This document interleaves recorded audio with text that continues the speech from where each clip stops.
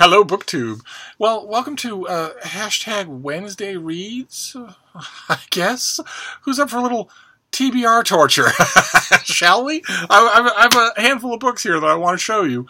Three that I want to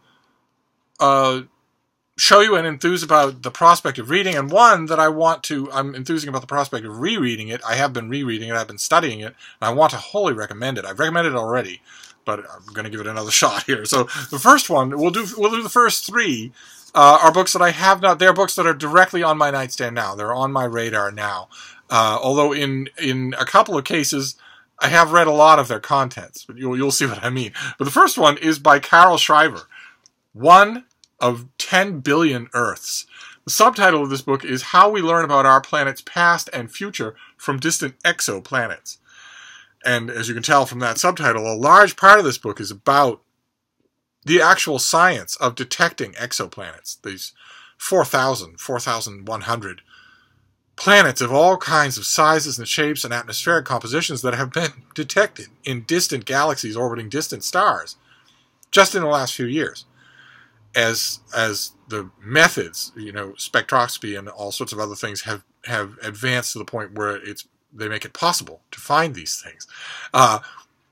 And there was another book earlier this year on exoplanets that I thought was fascinating. I think the subject is absolutely fascinating. It's swept aside by all sorts of bigger stuff in the headlines, but it's amazing that we are learning specific details about these planets where we will never be.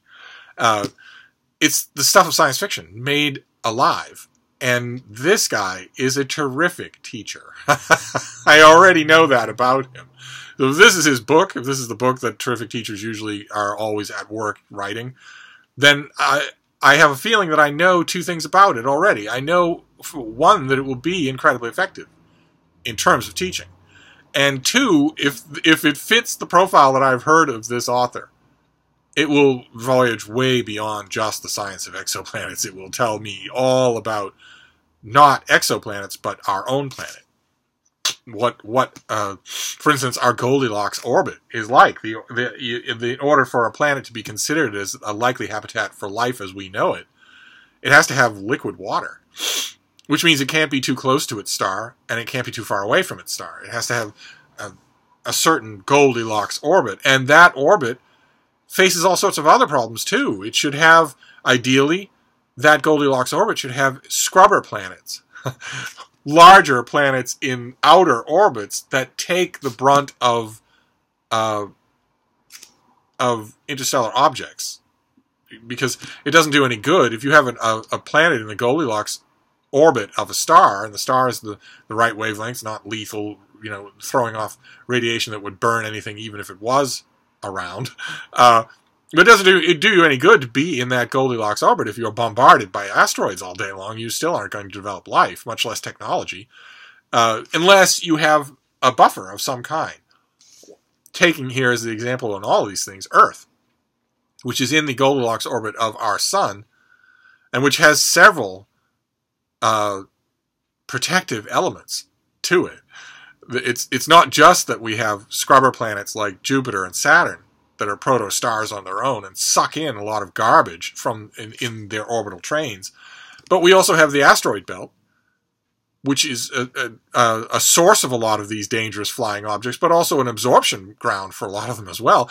And in addition to that, we have our oldest and dearest friend. We have the moon, almost a sister planet. It's so big in relation to Earth, taking lots of impacts. And, the naysayers or people with perhaps non-NASA infused imaginations say, well, yeah, but how vital is that? We haven't seen any major impacts.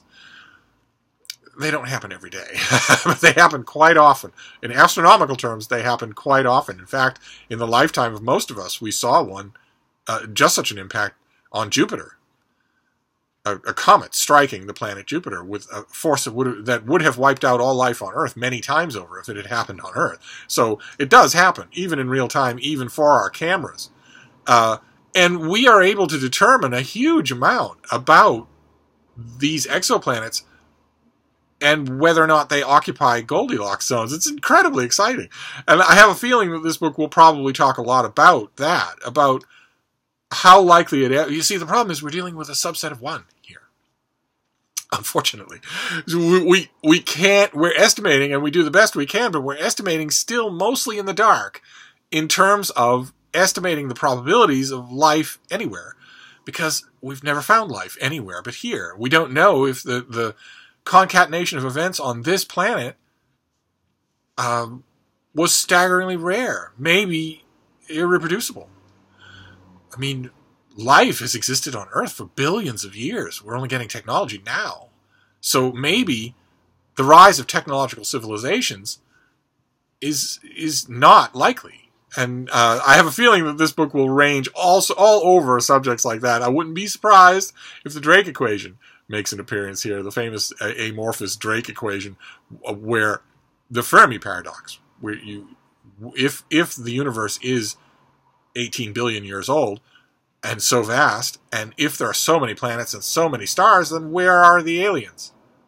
It was Enrico Fermi's famous question: where is everybody?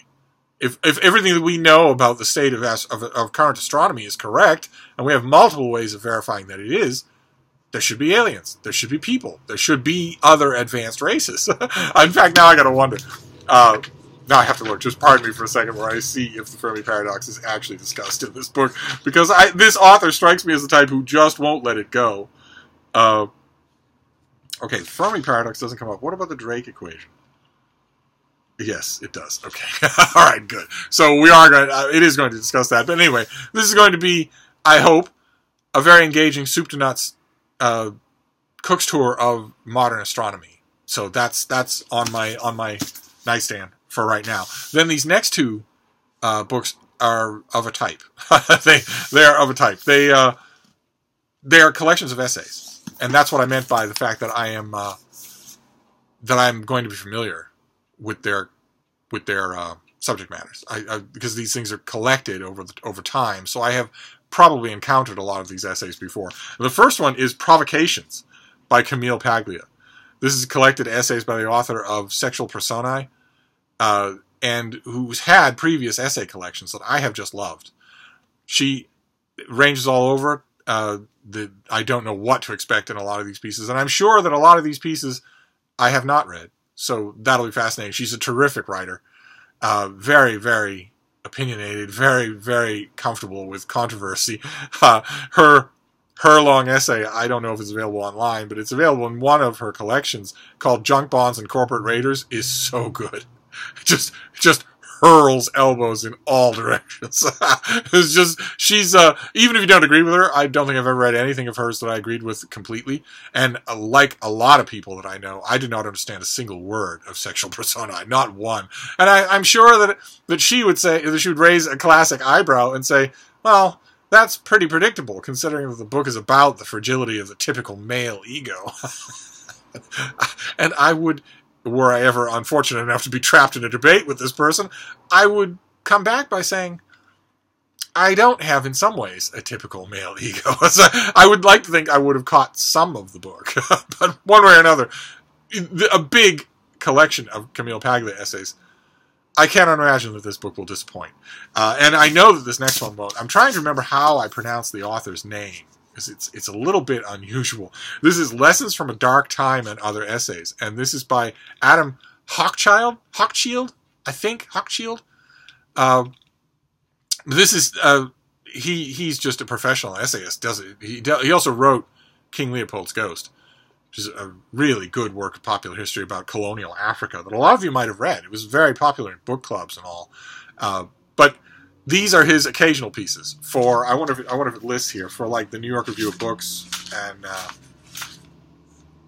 it might not say, but this will be about politics of the day. It'll be about literary figures, that sort of thing. Actually, let's see what it says here. In this rich collection, best-selling author Adam Hochschild has selected and updated over 24 essays and pieces of reporting from his long career. Threaded through them all is his concern for social justice and the people who have fought for it.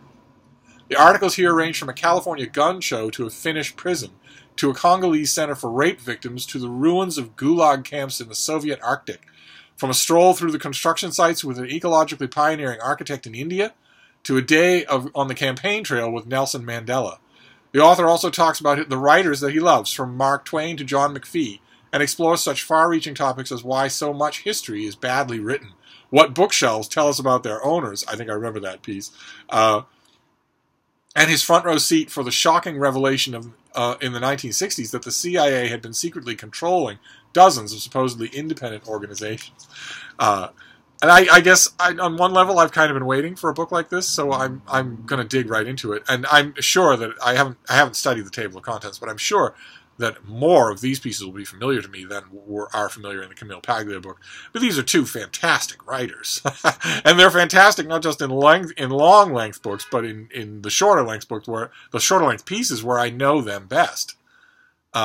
So those three exoplanets and two essay collections are on my immediate nightstand. I will report back on what they're like, but I have high hopes for all three of them. And then the last one I want to show you, I've already recommended it. I want to recommend it one more time, and probably one more time after this. It's a great writer, but this, I think, might be his best book so far, and that's this. This is Vietnam by Max Hastings. Big one-volume history of the Vietnam War. The politics behind it, the military stuff. Max Hastings is a great military historian.